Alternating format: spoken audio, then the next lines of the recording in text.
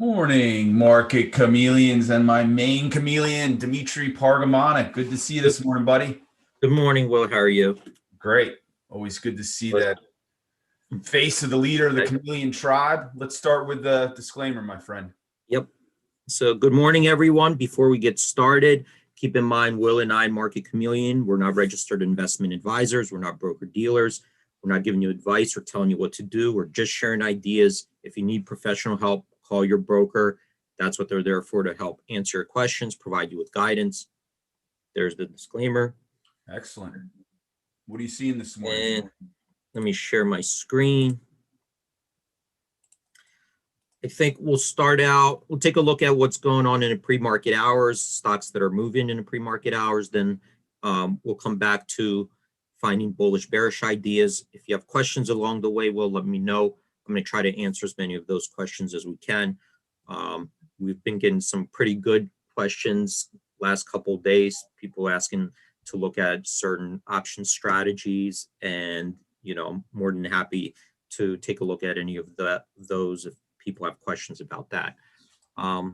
Let's start out with the pre-market report. We'll take a look at stocks that are trading in the pre-market hours. We have the most active stocks, biggest percentage gainers, biggest percentage decliners. Let's first take a look at stocks that are in the higher market cap category. So I'm going to use this filter, market cap $20 billion or higher. And we see here 34 made the percentage gainers list, 9 on the percentage decliners list. From that perspective, looks slightly more more bullish bias at the open than bearish. I'm taking a look at the stocks on top of the list, and not heavy volume trading. UMC up 4.5%, 91,000 shares in the pre-market hours. BLI up 3.1%, 37,000 shares in pre-market hours. So, the top gainers, not a lot of volume there. Let's take a look really quickly at the unfiltered report.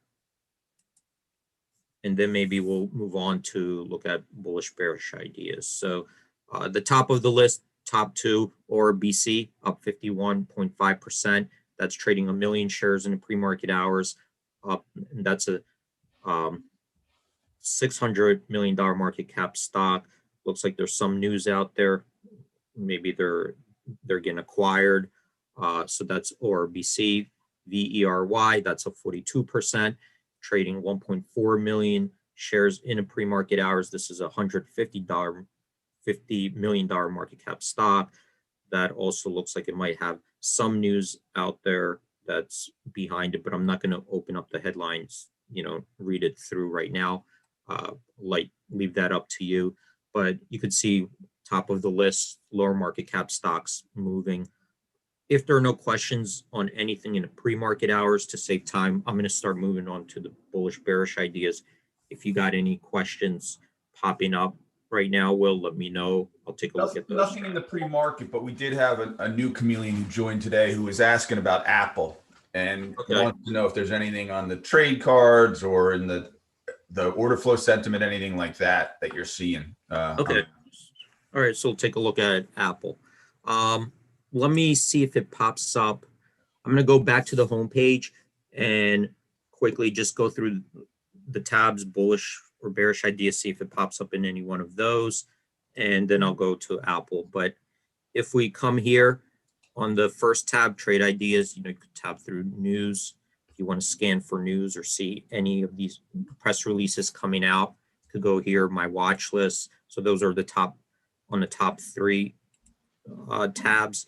Then when you're on the trade ideas, you have these sub tabs here. So you can look at most active options. So Apple's up top here.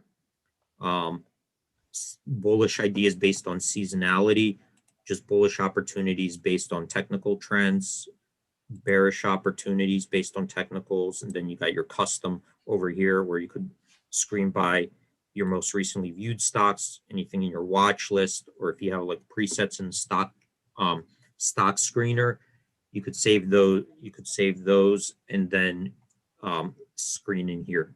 So let's take a look at, let me see on the bullish opportunities. Google, Facebook on the top of the list, JP Morgan. Apple's not in here right now. So we can go back. I'll go back to Apple since that one came up. On the most, Apple's on the most active list. The first 3 trade cards, they're going to be filtered out option strategies based on highest theoretical edge. So I'm going to drop this down and see if there are any bull call spreads. So no bull call spreads. Is he looking for a bullish idea? They were just wondering what's showing up in Apple. So I'm not seeing any trade cards right now with the bullish ideas, and that's because it didn't meet our criteria that we have presets in the screeners. But what I can do is go to the screener. Let's say we'll look for a bullish idea. I'll use different filters, and then I'm going to go to the options chain and take a look at that. So let's go to the screener here. We'll look at a bull put spreads. Okay. So I'm going to go to the screener here. And you could see here, I got a bunch of different filters up top that I could use. And I got different tabs here and the data below. So here's Apple showed up the first one because this is auto sorted by market cap. So what I'm going to do here is only look for Apple. So I got, a bunch of entries here with different stocks. So I'm going to come here to the search. I'm going to type in Apple. So this way it'll only show me, bull put spreads in Apple. I'm also going to look for, I'm going to set the expiration, any expiration. Does he have a preference, like a longer dated, shorter dated options? No. All right, so I'm going to look for any expiration within the next 30 days. Okay. I'm going to take a look at, I'm going to look for theoretical edge. I'm going to set that to at least 10%. Okay. So I still have 247. I'm going to, let's say if I set this theoretical win rate, let's do it. Let's see if I could put 70%. Okay.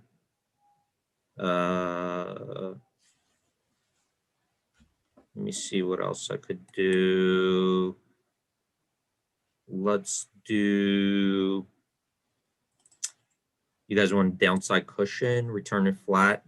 Let's do 10%. Okay.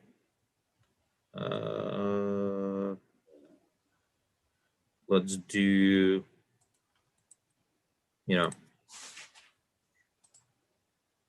so I'm gonna, so I started just using I'm trying to narrow them down. I still have like 67 candidates here. So I'm just trying to narrow down because I'm getting a bunch of potentials. These are all so far, let me just see, because they have earnings coming up.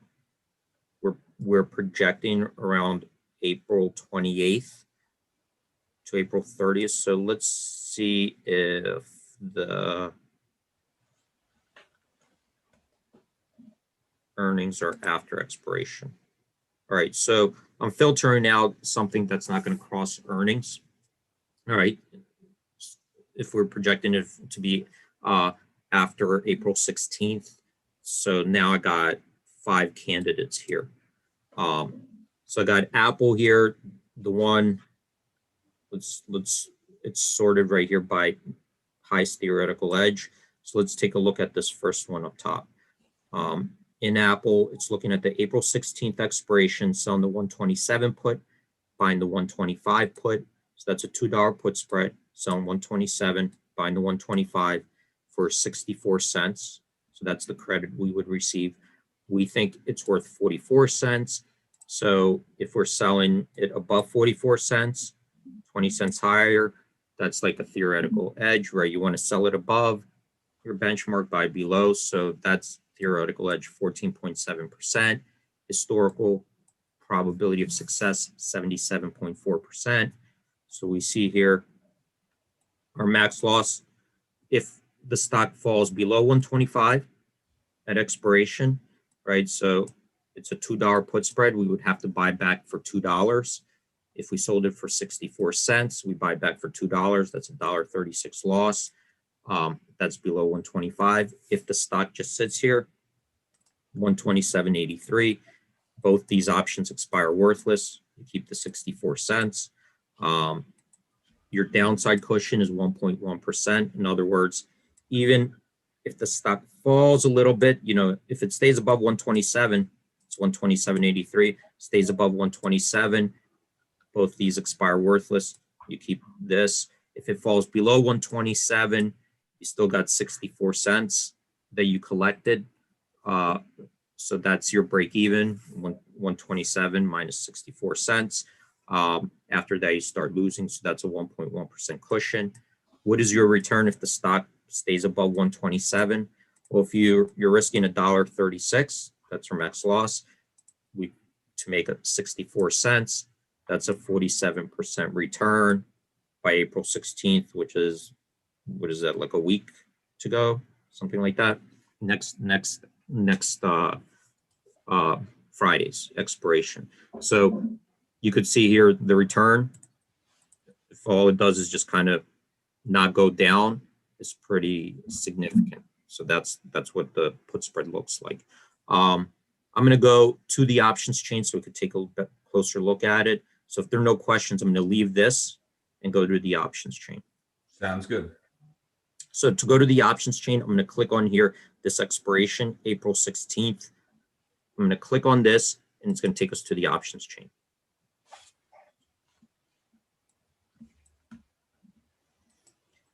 So now I'm on Apple. It automatically goes to on the options chain, it'll select the expiration and populate the legs of the trades that we were analyzing. So over here, you could see buying the April 16th expiration 125 put. So that's right here, the 125 put, 87 cents. So we're buying 87 cents. Then selling the April 16th expiration 127 put. So we're selling this one, 127 put, $1.51, right? Buying 87 cents, selling $1.51. I'm going to load that strategy. So let's take a look here. This is what it looks like. The payout diagram looks like at expiration. So we sold at 64 cents. We could see that the bid and offer, it's pretty tight. So the midpoint is 65 cents. So that's not bad. We always say pay attention to the width of the market and the midpoint, because you don't want to go too far away from that midpoint, because that's kind of your fee to get immediate execution. And this one looks like, it's only a penny. So that's pretty good. Apple markets are pretty liquid. They're pretty tight. Here we see this is where the stock is right now. So again, if the stock just expires right where it is today, doesn't have to go up, doesn't have to go down. If we're right here next week, then you keep that 64 cents credit. If it goes up, you keep it, right? If it goes down, crashes through that your lower strike 125 and keeps going down, then you're losing 136 bucks in this scenario. So this is what the payout diagram looks like. Let's take a look at the theoretical value. We do have a question. Unfortunately, the Twitter's, or excuse me, the YouTube chat's a little behind. But the screen you were on before this, I guess this is from Jake. There's a column on the screener that says "Open the analysis." You want to see you walk through that? Okay. So this analysis here, it's kind of like equivalent to the over here, the distribution. I could do it in here. Here I have the ability to change the parameters more, but let's start from here. So this analysis shows you, well, okay, you got a theoretical value, historical win rate. How did we get this, right? Because that's the benchmark we're comparing against the market. So you open this up, and here, let me come down here. So here's the analysis of this particular spread. So you can see how even, in this screener, you see how much is going on here that you could open up it picks up new prices, runs the analysis, and gives you the data and the details behind it. So let's take a look.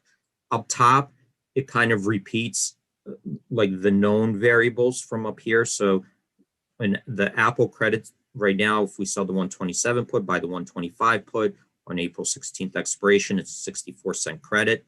Stock price is 127.83, and there's 7 trading days to expiration. Remember, we're counting trading days, not calendar days, because the stock can only move around. There's only volatility during trade days that it trades. So it'll exclude any holidays or weekends. So 7 trading days to expiration.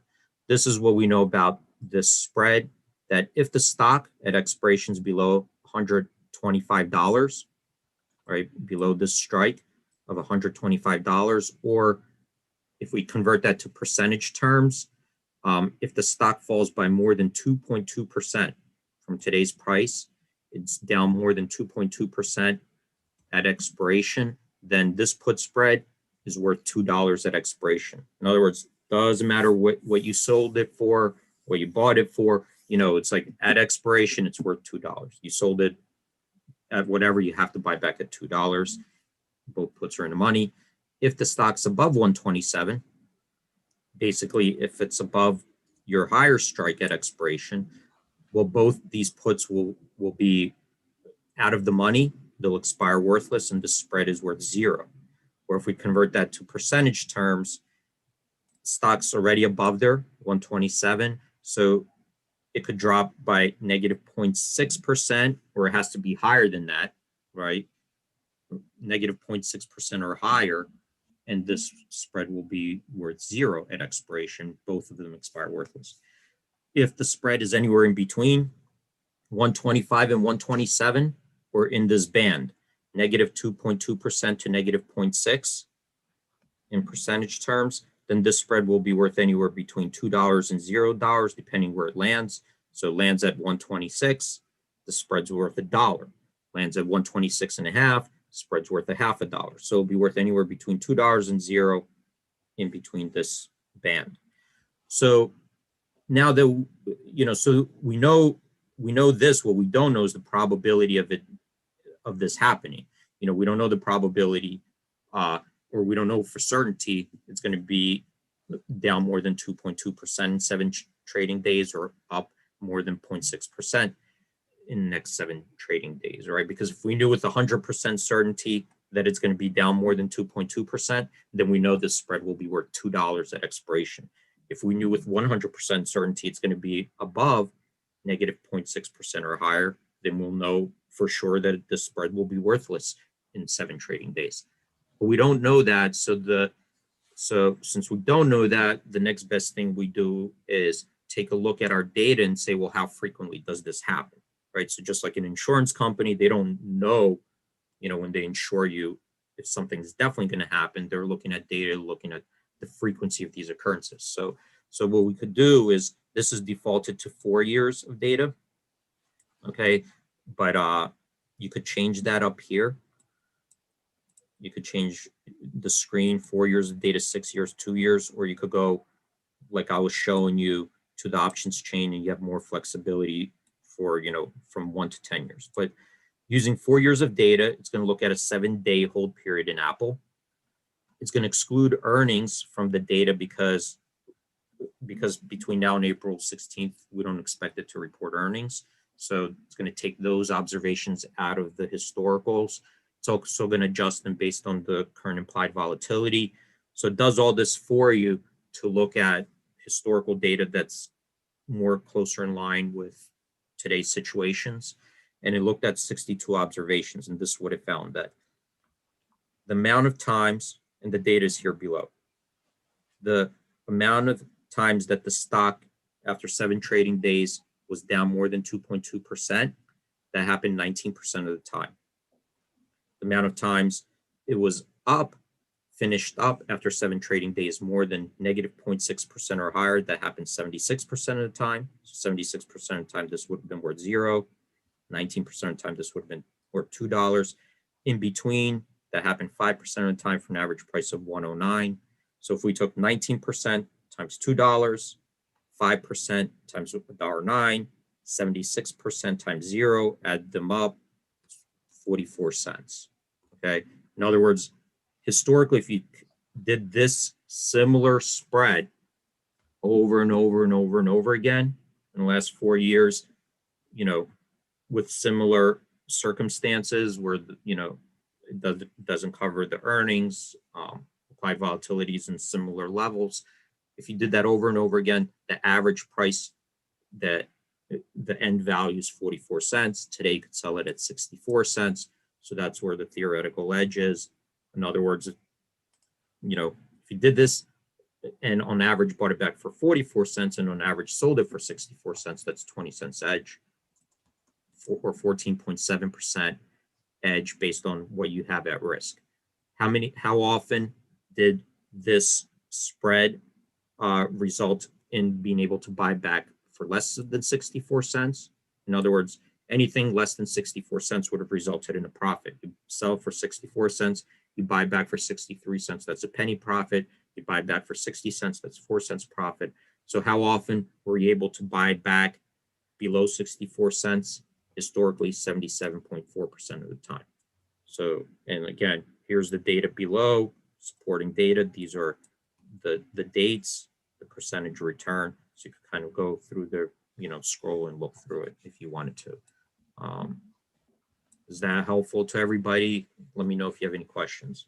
Yeah, they love this walkthrough. Jake did have a couple questions. He was asking, and this unfortunately delay makes it. I guess you were talking about the volatility, but he's asking about volatility during the other days, like Saturday and Sunday. How do you? It says that's why people close out positions into the weekend. There's inherent risk in all the days for the company, traded or not. I don't know if we were talking, if you mentioned maybe Friday to Monday or something, but he's wondering about how do you price the volatility over the weekend? Well, the weekend themselves, right? Saturday and Sunday, it doesn't trade. So the only thing you could say is that from Friday's close to Monday's open, there could be an event that makes the stock move, like a, you know, which maybe on Monday, let's say it has a big gap because on Saturday or Sunday there's some news. And usually, you know, the news, the companies are pretty good at releasing the news not on the weekends, but you can get it. But usually they're pretty good at issuing those press releases and, you know, during, you know, so it's not over the weekend, but during business hours. But if they do, and Monday the stock moves, it will still be included in the data because we're looking at Monday's prices. The only thing we don't do is say, well, Saturday and Sunday was zero volatility, because Saturday and Sunday, there's not really zero volatility because they don't trade, right? So that would just skew. So we only use trading days when the prices can change. But if Jake is asking, well, you know, well, you can just use, like, you know, Apple as an example. Like, imagine Apple gets hacked over the weekend and it's exposed, and, you know, on Monday there's a tremendous amount of volatility. That would be reflected on Monday. So that the trading day would be Monday, right? So imagine I can't, like, let's say Saturday there's news and Apple got hacked, and you want to know what happened, what was the reaction of that news. Well, I can't say it's zero volatility, right? So Saturday there's news, but we can't say based on that news there's zero volatility, the stock didn't move at all. We have to forward it to Monday as the price reaction, right? So I could only look at observed, you know, there's no observed observations of trading on Saturday and Sunday, right? There's no such thing. You only have Friday's closing price on Saturday and Sunday. So you cannot price in a volatility or a price reaction on a Saturday or Sunday, unless the market would open up and we would see the new price. So really, as far as like trading days go, if it's closed, it's closed. Yeah, I remember, I mean, this is a lifetime ago when we were. So remember this, and this is also just volatility. The interest rates, you're still paying Saturday and Sunday. So the model will the interest rates, those still go into the model, but not the volatility. Yeah. Well, I was just going to say, when we were on the floor, there were traders who were big premium sellers, and they would run their sheets like a day. They'd run Monday sheets on Friday.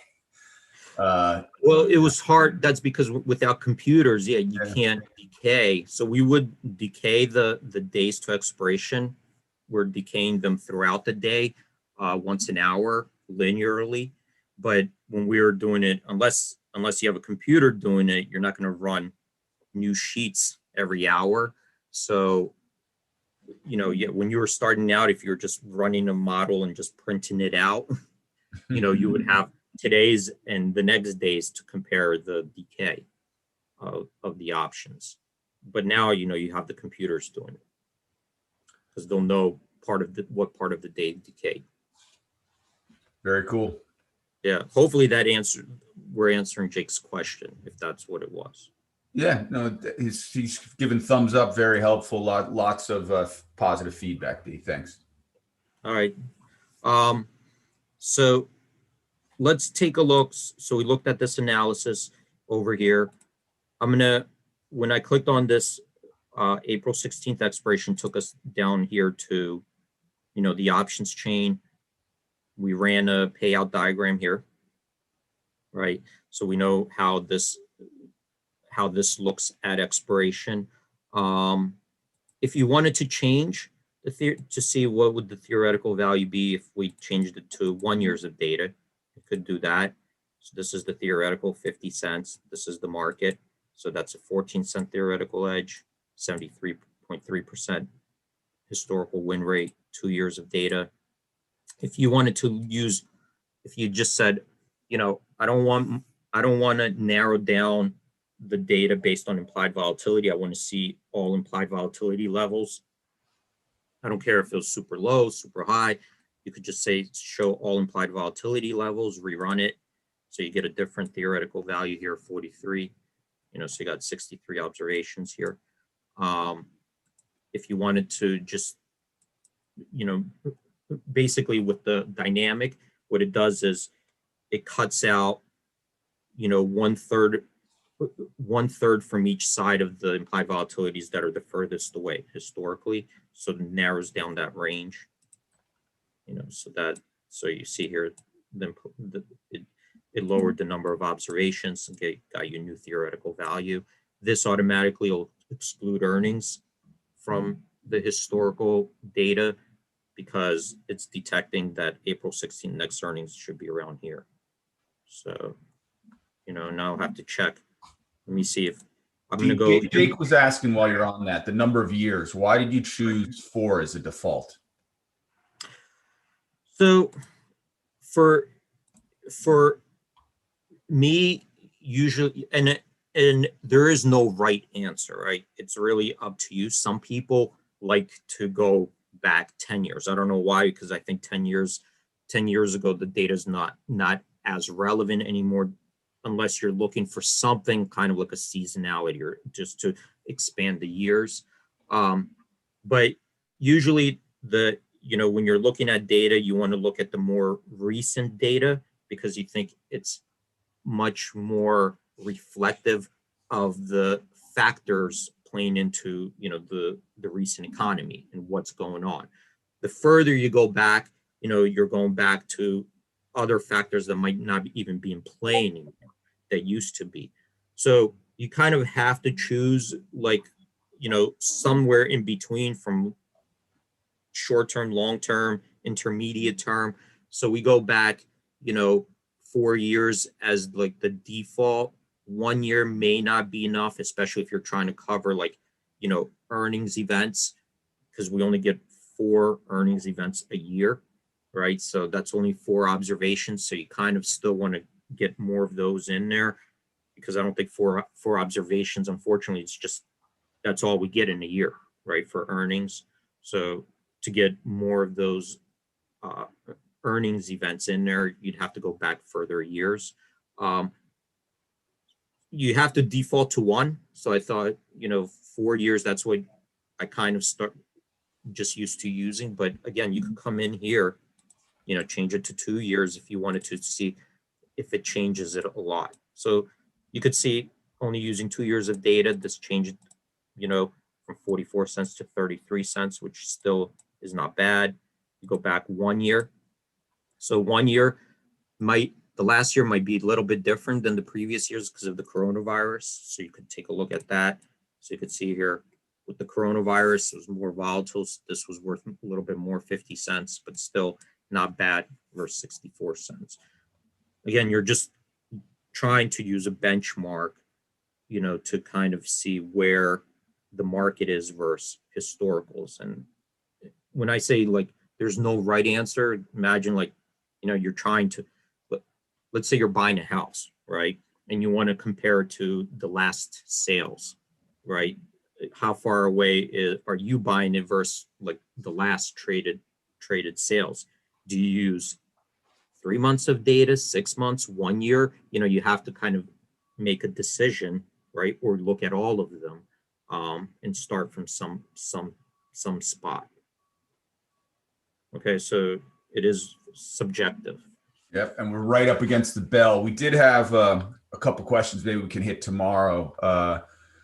Chuck from Minnesota was asking about open interest fluctuations. Is there a way to kind of see what's going on with open interest? And Robert from Evanston was asking, is there a screener for decay where you can look at, what's going on with decay, I guess, across the board? Those are two questions that popped up. Okay.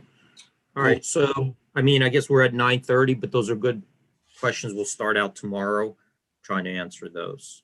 Excellent. Okay. Perfect. All right. Great job, Deem, as always. Thank you so much, buddy. Yep. Thanks, everyone, for joining us. Stay safe out there. Have a good trading day. Hope to see you guys tomorrow. Trade in peace, chameleons. We'll see you tomorrow. Bye.